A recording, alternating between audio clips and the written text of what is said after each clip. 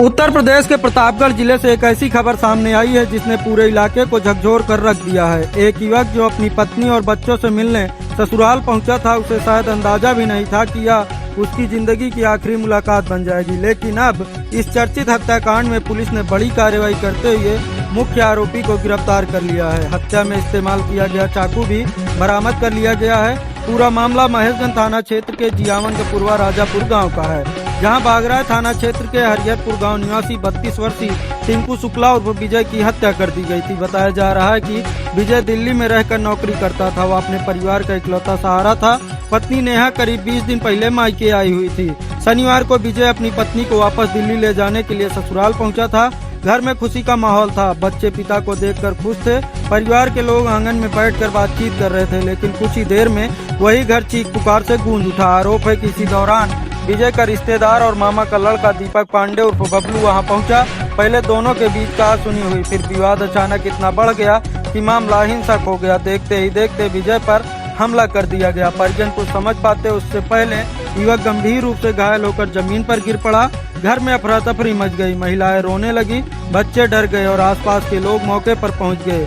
घायल विजय को आनन फानन में सीएससी कुंडा ले जाया गया, लेकिन डॉक्टरों ने उसे मृत घोषित कर दिया। सबसे दर्दनाक बात यह रही कि यह पूरी घटना उसकी पत्नी और छोटे छोटे बच्चों के सामने हुई, जिन बच्चों ने सुबह अपने पिता को हंसते हुए देखा था। कुछ ही घंटों बाद वही बच्चे अपने पिता को हमेशा के लिए खो बैठे।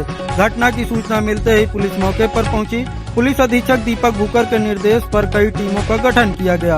अपर पुलिस अधीक्षक पश्चिमी ब्रिजनंदन राय और क्षेत्राधिकारी करिश्मा गुप्ता की निगरानी में थाना महेशगंज पुलिस और एसओजी टीम ने लगातार दबिश दी और फिर 24 घंटे के भीतर पुलिस ने आरोपी दीपक पांडे उर्फ बबलू को गिरफ्तार कर लिया।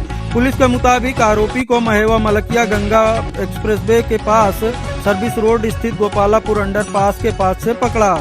उसके पास से हत्या में इस्तेमाल किया गया चाकू भी बरामद हुआ है।